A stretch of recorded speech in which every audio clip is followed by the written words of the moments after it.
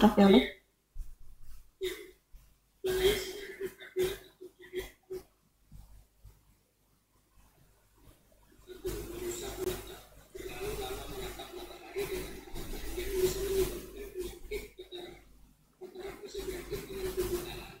Kebutaan. Menatap terlalu lama sinar ultraviolet tanpa menggunakan pelindung mata dapat menyebabkan mata layaknya kulit yang terbakar. Mata yang menatap langsung matahari juga dapat melukai retina. Oke, sebelum Dimas lanjut ke bahaya yang berikutnya, Ibu yakin kalian pernah dengar kalau pada saat gerhana matahari itu kita dilarang melihat dengan mata langsung gitu ya, dengan mata telanjang itu dilarang gitu, karena itu akan menyebabkan kerusakan pada kornea mata kita gitu, bahkan sampai ke retina ya, bisa menyebabkan kebutaan. Nah, jangankan pada saat gerhana matahari gitu, ternyata pada saat matahari biasa saja, cahaya matahari yang biasa, kita tidak boleh menatap langsung ya. Artinya tidak boleh juga terlalu lama. Kalau sebentar aja ngelihat ke atas gitu tidak masalah, tapi kalau terlalu lama itu akan menyebabkan katarak bahkan kebutaan.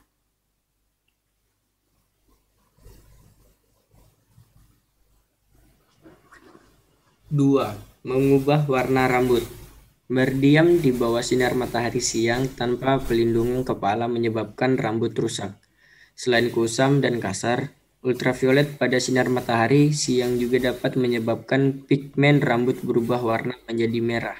Oke, betul ini ya. Jadi menyebabkan kerusakan pada rambut gitu. Jadi sel-sel tumbuhnya rambut itu akan terpengaruh gitu ya, karena terlalu sering kena panas matahari, apalagi sinar ultraviolet yang sudah tidak ada manfaatnya, maksudnya hanya tinggal cahaya tampaknya saja yang sangat panas gitu ya. Oke. Oke, berarti udah selesai ya untuk kelompoknya Dimas. Terima kasih, itu tadi ada beberapa manfaat dan bahaya atau dampak radiasi terhadap sinar ultraviolet. Masih banyak lagi dampak radiasi sinar ultraviolet yang bisa kalian gali ya dalam kehidupan sehari-hari agar kita memanfaatkan dengan sebaik-baiknya gitu. Oke, terima kasih Dimas. Iya Ibu, sama-sama Bu. Oke, berikutnya untuk Reja Robi, dampak radiasi pada radio. Hadir Bu. Oke. Dampak radiasi radio.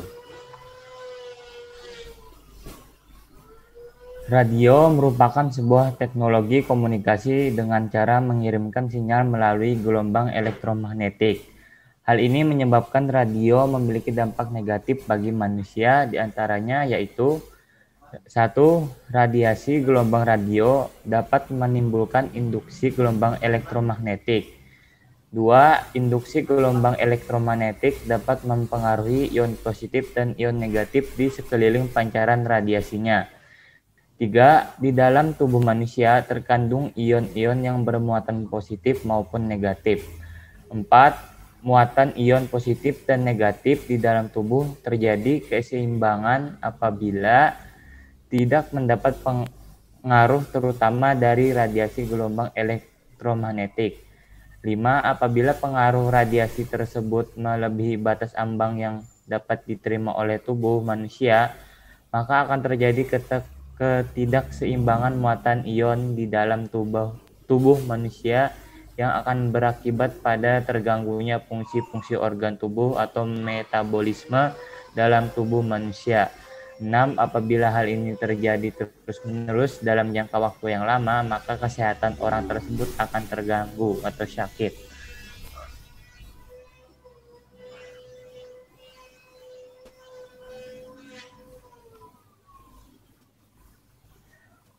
Faktanya, gelombang radio juga memiliki dampak buruk terutama bagi kesehatan orang yang terpapar dalam jangka waktu yang panjang.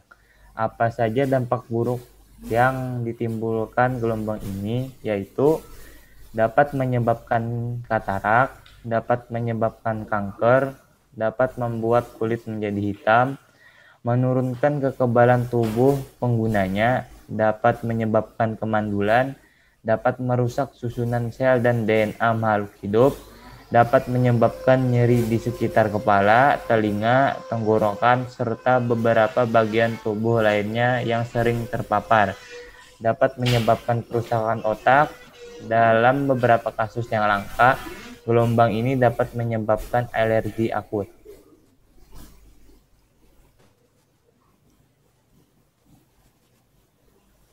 Oke, untuk dampak radiasi pada radio sudah dibacakan oleh Reza Robi ya. Jadi ternyata dampaknya itu hampir sama dari semua alat elektronik yang sudah ditampilkan sebelumnya ya, untuk contoh-contoh dari kehidupan sehari-hari. Oke, sekarang kita lanjut ke dampak radiasi sinar inframerah, itu yang akan dibacakan oleh Akil Kuranta. Ya, Bu. Oke.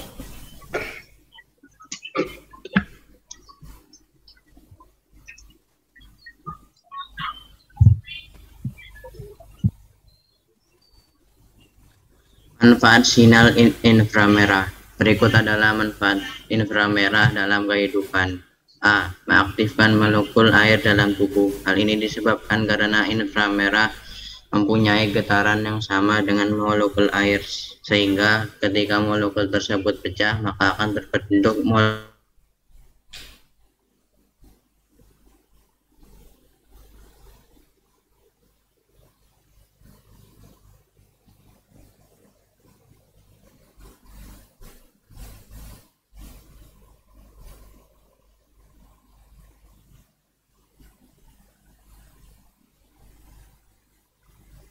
Oke, untuk Akil ada kendala?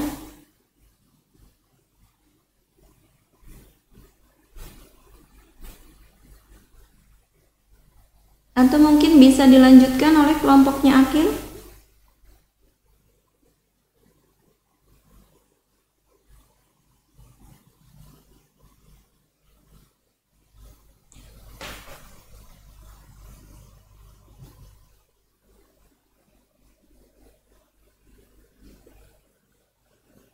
Muhammad Nafal atau Rian?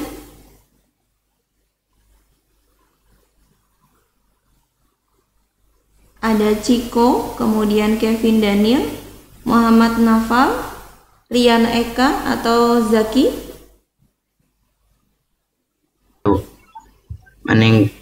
meningkatkan sirkulasi mikro bergetarnya molekul air, dan pengaruh inframerah akan menghasilkan panas yang menyebabkan pembuluh kapiler membesar dan meningkatkan suhu kulit, memperbaiki sirkulasi darah, dan mengurangi tekanan jantung. Oke, ini dari sebelum dilanjutkan oleh Akil, di sini ada backgroundnya. Ini ditampilkan oleh kelompok Akil berupa contoh sinar inframerah ya. Jadi pada suatu ruangan yang gelap, maka sinar inframerah itu akan tampak. Jadi seperti garis-garis gitu ya, dia akan berlawanan. Nah, ini biasanya untuk deteksi pada bank atau penyimpanan barang berharga, misalnya kayak di museum itu yang barang-barang langka gitu ya, maksudnya peninggalan-peninggalan zaman dulu yang memang sangat berharga itu akan ditempatkan pada suatu ruangan yang dilengkapi dengan aplikasi sinar inframerah. Jadi setiap ada orang yang ingin mendekati, maka akan berbunyi alarmnya gitu ya. Ini sudah dicontohkan dari background yang ditampilkan. Oke, silakan.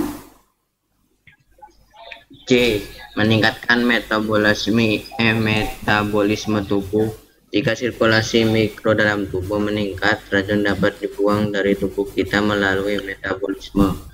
Hal ini dapat mengurangi beban liver dan ginjal. D.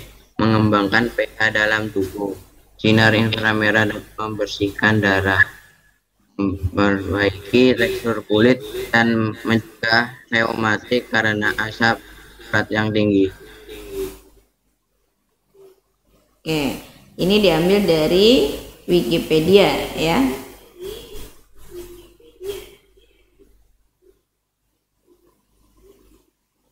Akil mau gantian atau mau dilanjutkan, Nak? Serah aja, Bu. Oke, Ciko ada? Ada, Bu. Oke, silakan Ciko, bisa dilanjutkan. Inframerah jarak jauh banyak digunakan pada alat-alat kesehatan. Pancaran panas yang berupa pancaran sinar inframerah dari organ-organ tubuh dapat dijadikan sebagai informasi kondisi kesehatan organ tersebut. Hal ini sangat bermanfaat bagi dokter dalam diagnosis kondisi pasien, sehingga ia dapat membuat keputusan tindakan yang sesuai dengan kondisi pasien tersebut. Selain itu, pancaran panas dalam intensitas tertentu dipercaya dapat digunakan untuk proses penyembuhan penyakit seperti cacar. Contoh penggunaan inframerah yang menjadi tren saat ini adalah adanya gelang kesehatan. Dengan memanfaatkan inframerah jarak jauh, gelang tersebut dapat berperan dalam pembersihan dalam tubuh dan pembasmian kuman atau bakteri. Oke, ini ya sudah dibacakan oleh Ciko bahwa manfaat sinar inframerah.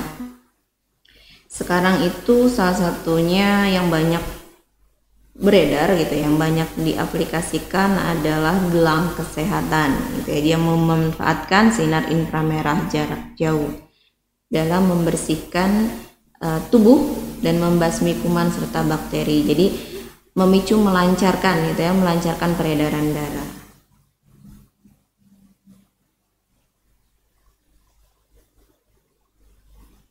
Oke, bahaya sinar inframerah mau dilanjutkan oleh Akil?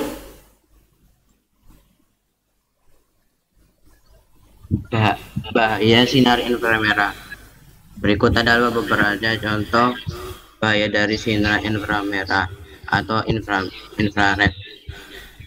Gelombang infrared dapat merusak mata. Paparan radiasi elektromagnetik yang intens, termasuk radiasi inframerah, dapat merusak lensa dan kornea mata. Ini adalah salah satu alasan mengapa menatap matahari berbahaya (dan tidak cerdas). Orang yang bekerja di dekat radiasi yang intens harus memakai kacamata.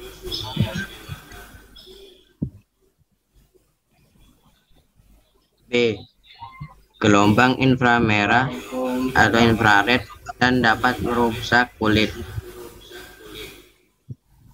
Gelombang inframerah dosis besar juga dapat merusak kulit dan jaringannya. Gelombang radiasi inframerah sama dengan gelombang panas. Sinar laser terdiri dari radiasi elektromagnetik yang sangat berkuat. Cahaya tampak, gelombang mikro, inframerah, dan lainnya. Laser ini bisa cukup kuat untuk membakar lubang melalui logam sehingga bisa merusak daging. Laser yang sangat kuat bahkan sedang dikembangkan oleh militer untuk digunakan sebagai senjata. Oke, ini pada bahaya sinar inframerah yang B, yang dapat merusak kulit ya.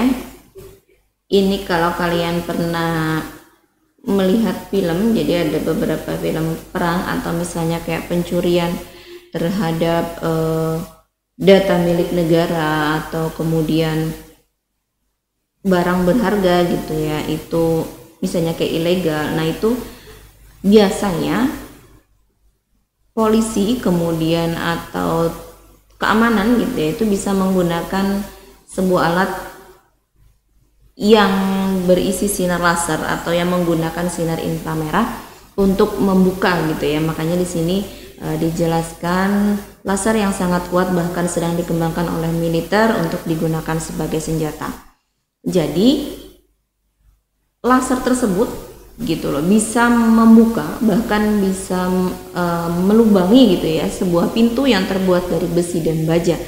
Artinya sangat keras gitu ya, sangat luar biasa. Karena di sini terdiri dari cahaya tampak, gelombang mikro dan inframerah itu sendiri. Kalau hanya inframerah saja mungkin tidak terlalu berbahaya, tapi karena adanya gelombang lain yang mengikuti atau yang digabungkan gitu ya, maka akan bisa menyebabkan sesuatu yang tidak bisa dibuka, brankas misalnya tidak bisa dibuka, itu bisa dibuka dengan laser gitu ya, maksudnya bisa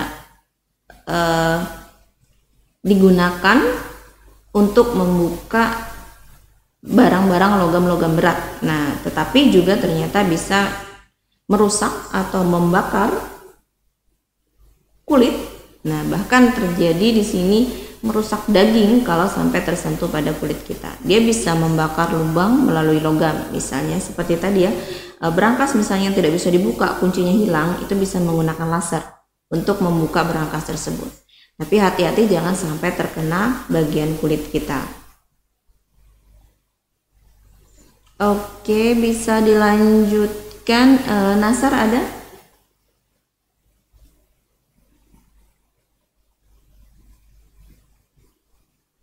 Atau Kevin Daniel?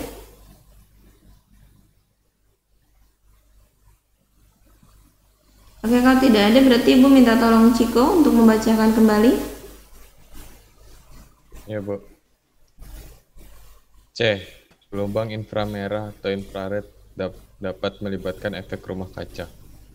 Gelombang inframerah terlibat dalam efek rumah kaca. Permukaan bumi dan awan di atasnya menyerap radiasi dari sinar matahari dan memancarkannya kembali ketika radiasi inframerah kembali ke atmosfer. Ketika udara di atas permukaan bumi memiliki konsentrasi uap air yang tinggi, serta unsur-unsur seperti sulfur dan nitrogen dan bahan kimia seperti klorofluorokarbon, radiasi inframerah menjadi terperangkap di dekat tanah. Ini menyebabkan suhu tinggi dan perubahan pola cuaca yang dapat berbahaya bagi manusia dan hewan. Ya, ternyata efek rumah kaca yang memiliki gelombang inframerah gitu ya, ternyata juga dapat menyebabkan atmosfer kita itu semakin lama semakin menipis gitu ya. Jadi tinggal bagaimana menyikapinya. Maksudnya jangan sampai terjadi kebocoran pada efek rumah kaca yang digunakan, karena efek rumah kaca ternyata bermanfaat juga untuk kehidupan sehari-hari, yaitu untuk perkebunan misalnya ya, perkebunan mini untuk sayur-sayuran, kemudian buah. Nah, itu bisa juga. Tetapi di sini hati-hati agar tidak sampai terjadi kebocoran pada efek rumah kaca tersebut. Oke, terima kasih ya untuk Akil dan Ciko yang sudah menjelaskan dampak radiasi pada sinar inframerah atau infrared. Oke, selanjutnya kelompok dari Rafiq untuk menjelaskan gelombang mikro. Ya, Assalamualaikum warahmatullahi wabarakatuh. Waalaikumsalam. Saya akan menjelaskan dampak radiasi gelombang mikro. Yang pertama, pemanfaatan gelombang mikro. Ada banyak manfaat gelombang mikro, misalnya dalam hal komunikasi. Gelombang mikro biasanya digunakan sebagai media transmisi data. Karena frekuensinya yang tinggi, gelombang ini mampu mengirim data dengan sangat cepat, hingga 45 Mbps.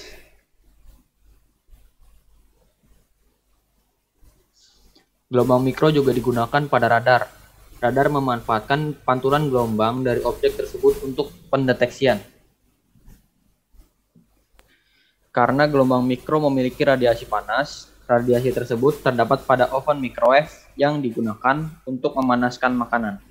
Oke, ini ya, sebelum dilanjutkan oleh Rafiq, kita bahas sedikit sambil teman-teman yang lain supaya punya kesempatan juga untuk screenshot ya. Nah, di sini gelombang mikro itu sangat banyak manfaatnya. Ternyata bisa juga untuk hal komunikasi gitu ya. Dengan frekuensi yang tinggi, gelombang ini mampu mengirimkan data sangat cepat. Kemudian yang kedua untuk radar. Nah, ini kalau misalnya kalian pernah dengar pilot itu kan mengendalikan gitu ya, atau misalnya dia menjalankan sebuah pesawat itu berdasarkan satelit. Satelit itu di mana?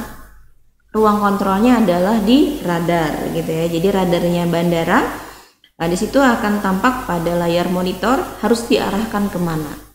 Nah pada saat itu gelombang mikro tidak bekerja sendiri, tetapi dia dibantu dengan sinar inframerah. Maka pada layar monitor di kabin pesawat atau di kabin pilot dan co-pilot itu berwarna merah. Jadi pilot harus sesuai dengan arah radar yang ditunjuk oleh ruang kendali gitu ya. Maksudnya dia harus ke arah kemana, apakah harus ke utara atau ke selatan, itu ada sebuah ruang kendali untuk mengatur radar dari pesawat itu harus mengarah kemana gitu. Nah di sini sebagai pendeteksian katanya ya, jadi dideteksi akan kemana gitu. Sama seperti kalau misalnya kita gitu ingin mencari orang gitu ya dari dengan bantuan gitu ya, dengan bantuan nomor telepon misalnya kita pakai GPS. Nah itu juga menggunakan radar ya, jadi bisa mendeteksi sinyal terakhir di mana.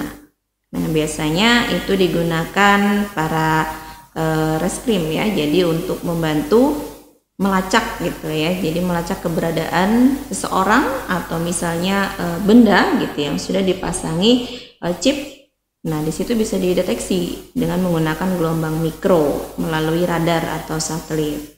Kemudian yang ketiga ini untuk memanaskan makanan, open dalam microwave ya, dalam bentuk microwave, artinya gelombang mikro di sini opennya. Nah, ini sangat sering digunakan apalagi pada saat teknologi canggih seperti sekarang. Oke. Silakan Rafiq. Oh ya Pak Bu. Kedua, pemanfaatan gelombang mikro. Bukan yang keempat nak, yang keempat tadi belum ditampilkan. Oh ya maaf. Oke. Pemanasan gelombang mikro juga dipakai untuk terapi kanker.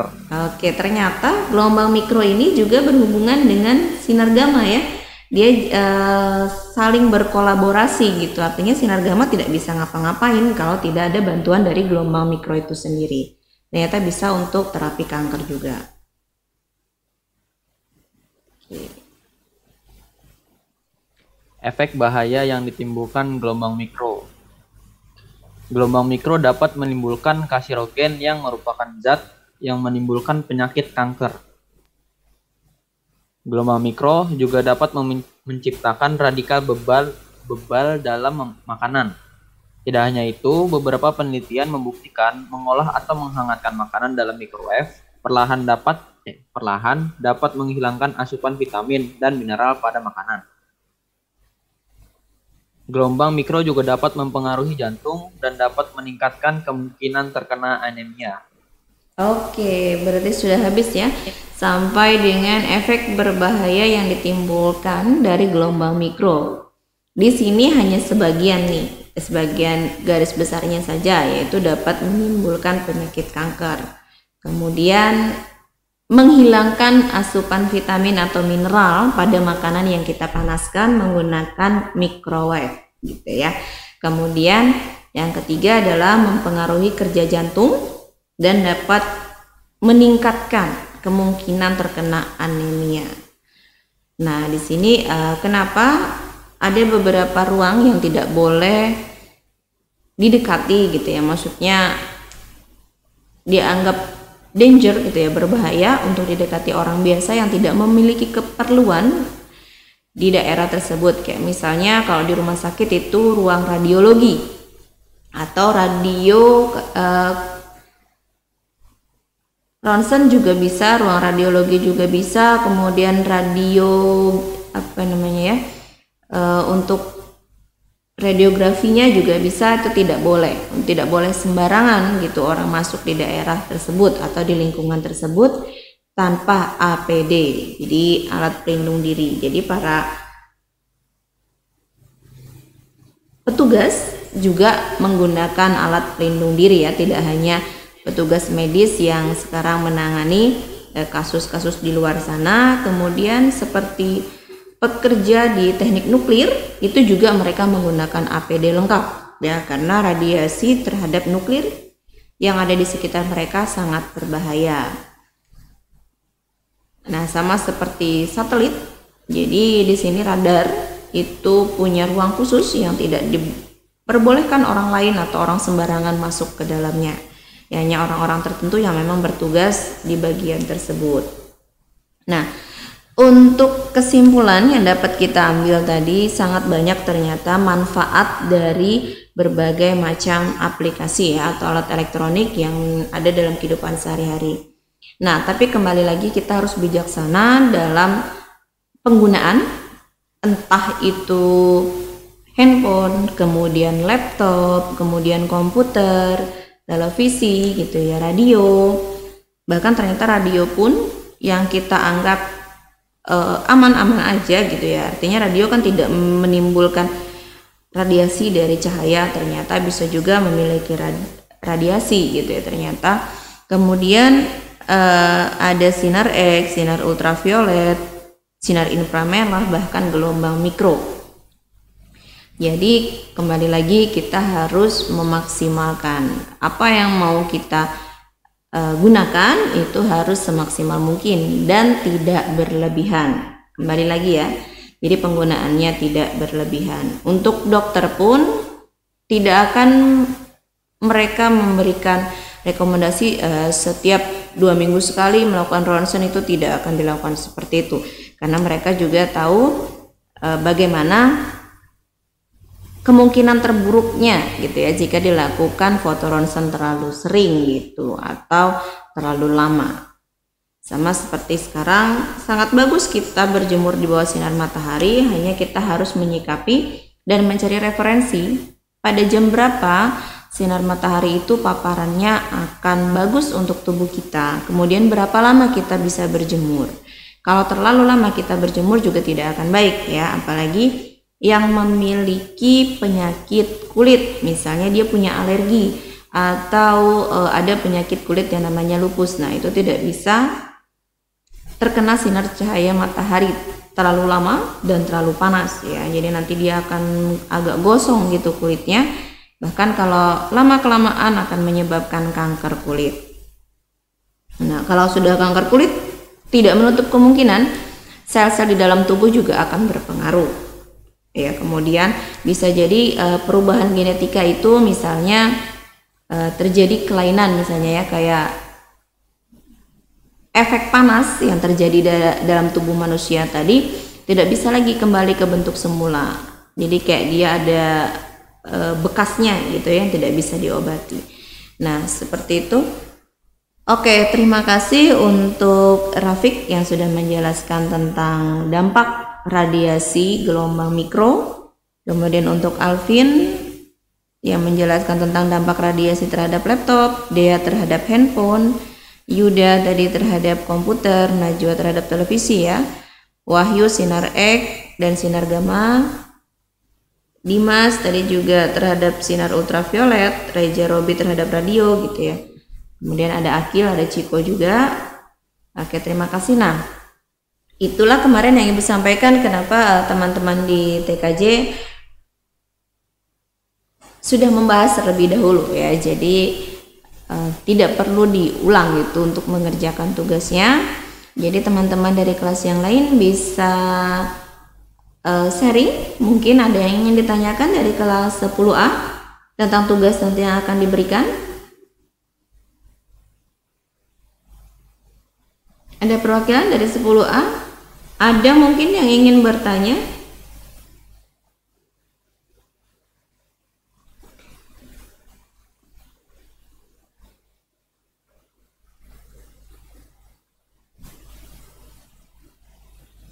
Ada pertanyaan?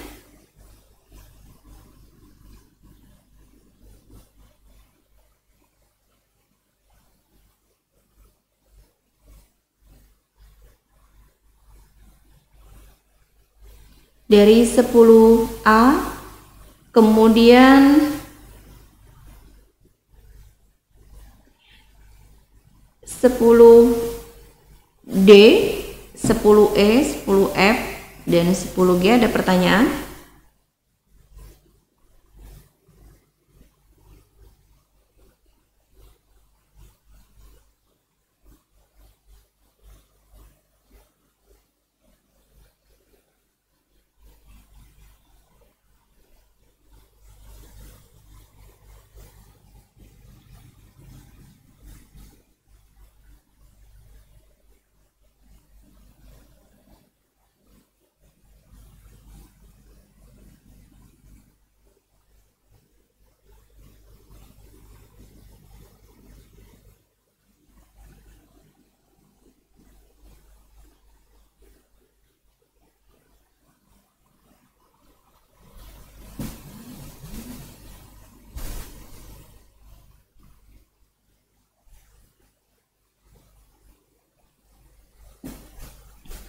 Oke, gimana?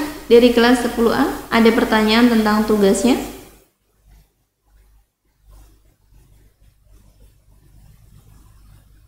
Jadi nanti untuk penugasannya itu masing-masing kelas akan dapat semua ya, sama materinya dari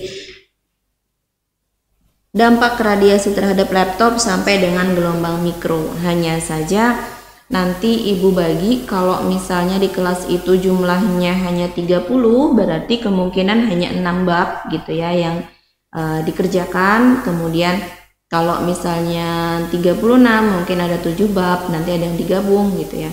Nah, kemudian untuk materinya nanti ibu share sesuai dengan absensi ya. Jadi nanti per absen kalian bisa lihat, nanti ibu share di classroomnya tentang kalian membahas tentang apa aja sih gitu kan ya. Jadi nanti ibu akan langsung share di sana beserta materinya. Kemudian untuk isinya itu diminta ada tentang kayak gini kan, kita bahas misalnya gelombang mikro ya. Jadi penjelasan singkat gelombang mikro itu sendiri. Jadi gelombang mikro itu adalah apa, kemudian ditemukan oleh siapa gitu ya. Jadi aplikasinya apa aja dalam kehidupan sehari-hari. Nah, contohnya seperti itu. Kemudian ada manfaat dan bahayanya terhadap masing-masing materi yang akan ibu berikan nantinya sebagai tugas. Paling banyak 5 lembar, yaitu paling banyak. Jadi ibu tidak menerima jika sampai 6, 7, 8 dan seterusnya. Nah, jadi ibu tidak ingin membebankan juga terlalu banyak. Kita kasih tugasnya maksimal adalah 4 lembar. Nah, kecuali boleh 5 lembar atau 6 lembar tetapi dengan cover depan gitu ya, dan daftar pustaka. Itu boleh, tidak jadi masalah. Oke, dari 10A tidak ada pertanyaan? Yakin tidak ada pertanyaan?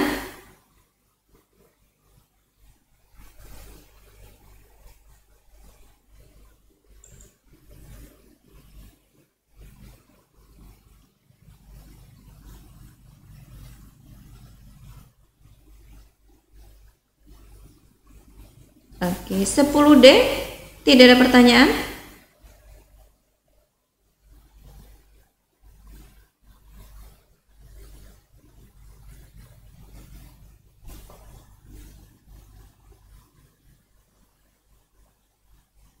Sepuluh E.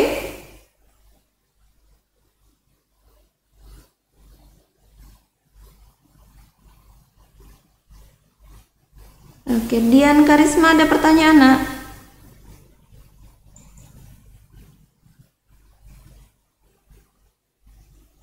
Oke, Asid Sufi mewakili 10E tidak ada pertanyaan ya. 10F.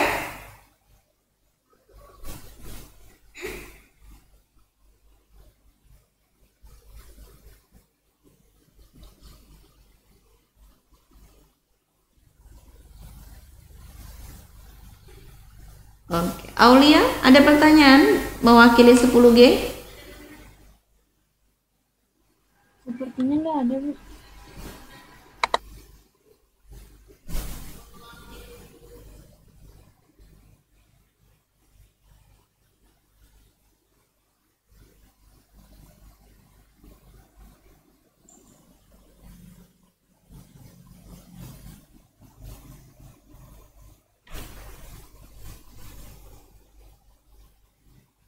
Aulia. Nggak ada, Bu, sepertinya, Bu.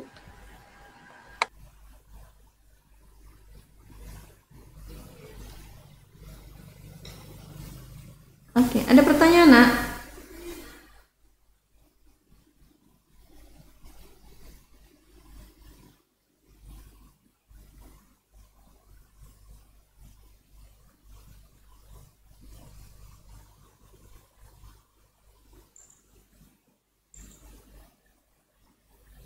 Oke, sepertinya nggak ada. Baik, berarti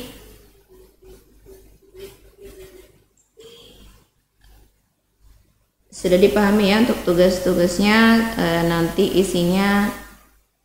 intinya adalah kita akan membahas tentang dampak radiasi gelombang elektromagnet. Jadi gelombang elektromagnet itu dampak radiasinya ada yang dampak positif dan ada dampak negatif gitu ya. Jadi itu yang akan dibahas.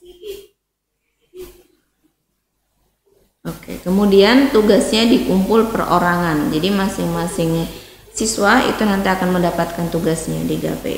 Dan itu kalau misalnya tidak dikumpulkan, maka tetap akan Ibu laporkan kepada wali kelas masing-masing ya.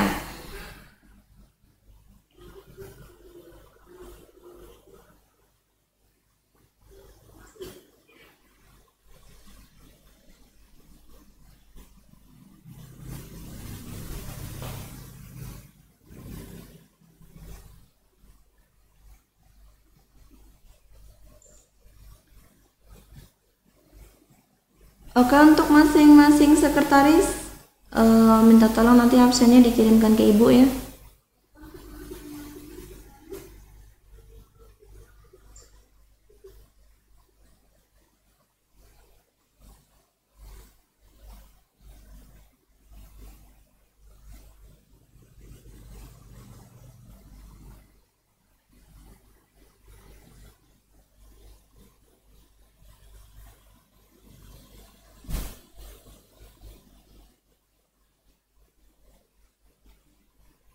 Untuk besok ada kegiatan lain, Nak?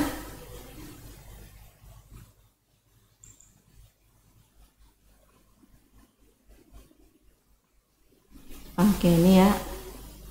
Ternyata Asid Sufi bertanya, untuk kelompoknya gimana ya Bu? Random kah Bu? Gitu ya. Nanti untuk kelompoknya Ibu acak. Jadi sudah Ibu tentukan berdasarkan nama-nama sesuai dengan absen kelas kalian.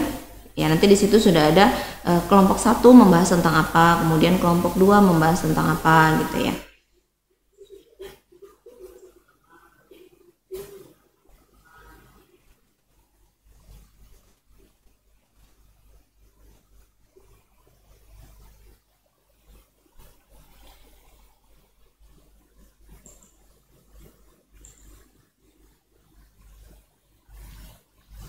Oke, Dava Prawira memberikan info bahwa besok ada pesantren Ramadan. Berarti kita akan bertemu lagi nanti di hari Senin kemungkinan ya untuk ujian blok. Jadi nanti untuk materi, semua materi karena kita udah selesai nih sampai dengan materi tentang dampak radiasi gelombang elektromagnet pada kehidupan sehari-hari. Nanti materinya Ibu kirimkan di grup PJJ-nya ya, yang satu angkatan. Jadi bagi kemarin yang catatannya belum lengkap, kemudian ada yang bolong-bolong katanya, silahkan dilengkapi. Kemudian nanti tugasnya akan Ibu berikan, jadi tinggal kalian upload ya untuk tugas catatannya. Oke, terima kasih Dava ya informasinya. Oke, ada pertanyaan lagi? Jadi catatan silahkan dilengkapi dulu karena nanti Ibu minta kalian mengumpulkan catatan dari materi sifat mekanik bahan, kemudian suhu dan kalor, ada getaran dan gelombang, kemudian magnet, sampai dengan radiasi. Tapi untuk contoh hari ini tidak usah kalian tuliskan semua ya, kalian singkat aja. Maksudnya kesimpulannya apa? Bahwa ternyata dampak buruknya apa aja dari masing-masing alat elektronik tadi ya. Jadi bisa digabung, misalnya kesimpulannya adalah dari berbagai alat elektronik ternyata memiliki dampak radiasi negatifnya apa aja. Jadi langsung digabung, itu aja yang kalian tulis di catatan. Tidak perlu slide yang sudah Ibu tampilkan tadi kalian catat semua untuk materi hari ini. Oke, terima kasih Isnaini Salsabella sudah mengirimkan absensi ya. Baik, Ibu akan rekap karena kebetulan besok kalian juga pesantren, jadi Ibu bisa lihat perkembangan absensinya. Oke, ada pertanyaan lagi?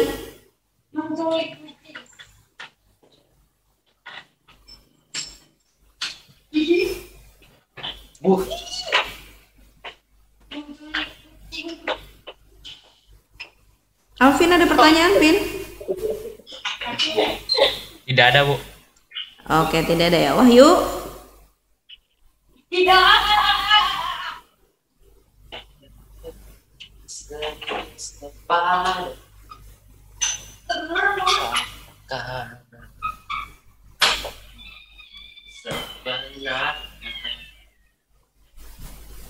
Baik, kalau tidak ada pertanyaan, masih ada waktu 5 menit. Mungkin bisa untuk refreshing dulu ya sebelum jam pelajaran berikutnya.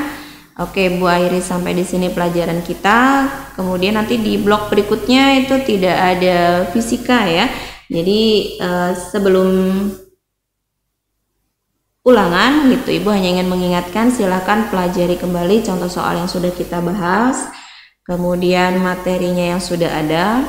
Jadi nanti untuk soal ulangan bloknya itu tetap ada soal teori, ada beberapa ya, jadi supaya tidak berhitung semua gitu, jadi ada refreshingnya juga. Silahkan dibaca kembali nanti PowerPoint yang akan Ibu kirimkan di Gave-nya.